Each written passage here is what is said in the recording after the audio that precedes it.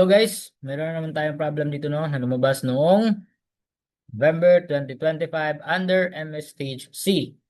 So ito yung problem guys, may kinalaman ito sa transportation engineering. So for travel demand forecast, two mode of transport is being considered. Auto or denoted as A or transit as denoted as T. So given the information below, so ito yung information na binigay sa atin guys. So ganito yung lumabas noong board exam.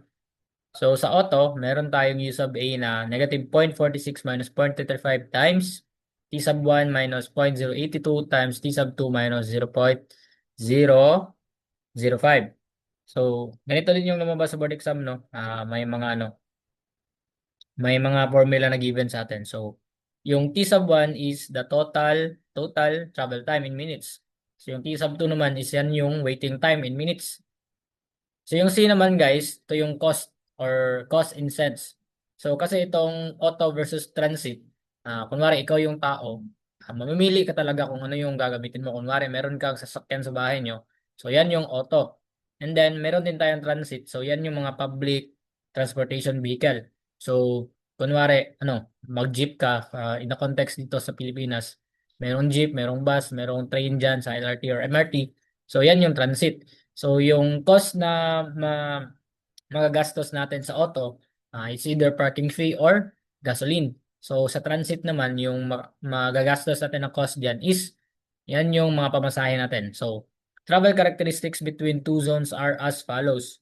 So, ito guys. Ito yung binigay sa atin. So,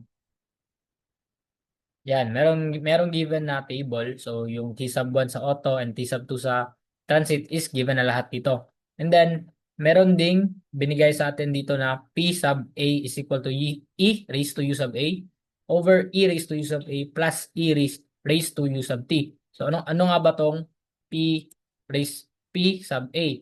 So, ang tanong sa atin kasi dito sa problem na to guys, is ito. So, find the probability of choosing the mode of transport auto A.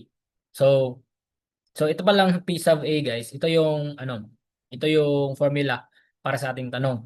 So, wala ka nang ibang gagawin dito guys, no? Given na lahat.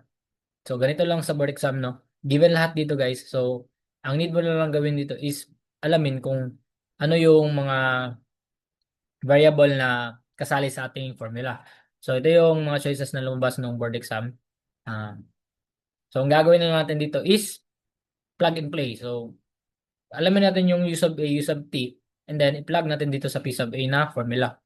So, yung u sub A, guys, given dito sa ating formula, negative 0.46 minus 0.35 T u sub 1. So, yung T sub 1 ng auto natin is 20. Okay? 20 yung T sub 1 ng ating auto. So, kaya 20 itong nilagay natin dito. And then next is minus 0.082 times T sub 2. So, yung T sub 2 ng ating auto is 8. So, kaya 8 itong nilagay natin dito. And then next, minus 0.005 times C. So yung C natin dito sa ating auto is 320. So 320 yung nilagay natin dito. And by solving this, ang ating makukuha is negative 0.9716. So next is itong u sub t naman. So meron tayong formula dito na negative 0.07 minus 0.05 times t sub 1. So yung t sub 1 na transit natin is 30. And then minus 0.15 times T sub 2. Yung T sub 2 ng ating transit is 6. And then lastly is minus 0.005 times C ng ating transit which is 100. So by solving that, makukuha natin yung U sub T as negative 2.97. So ganito lang kadali guys. So nakuha natin yung U sub A and U sub T. Plug in na lang natin to sa formula natin na binigay sa atin.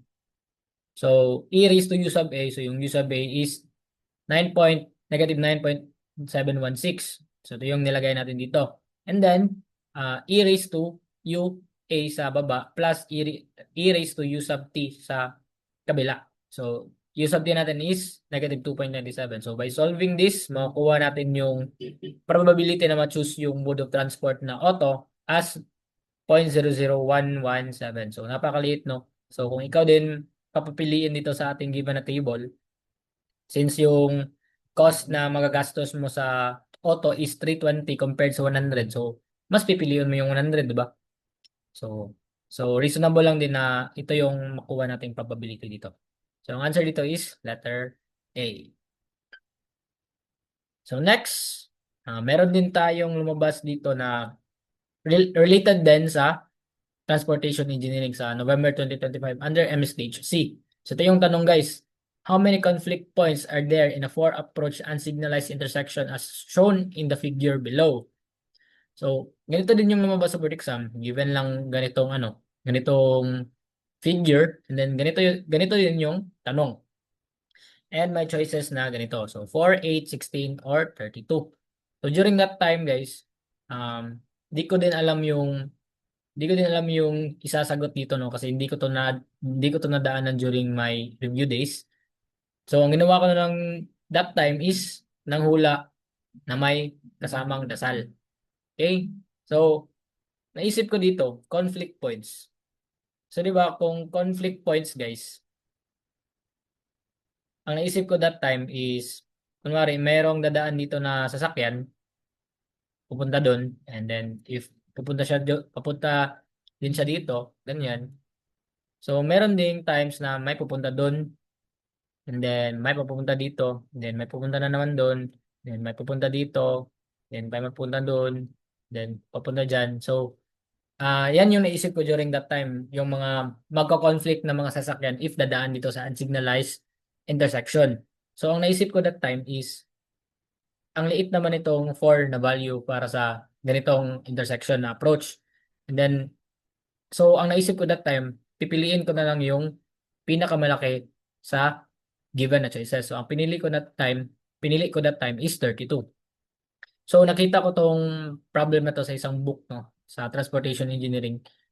And yung conflict pala guys, conflicts occur when traffic streams moving in different direction interfere with each other. So the three types of conflicts are merging, diverging, and crossing. So ito pala yung original figure nito. So ang ginawa pala ng ating examiner during that time is uh, inerase niya lang yung nasa gitna. Okay? Inerase niya lang yung nasa gitna. So ito pala yung original na figure dito.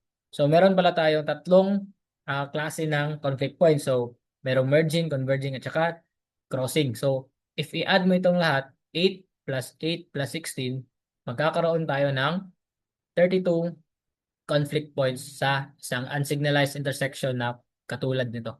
Okay, so tama yung hula ko during that time kasi sinamahan ko ang dasal. So, ganun lang sa board exam guys. I hope meron ngayong natutunan sa akin ngayon. Bye-bye!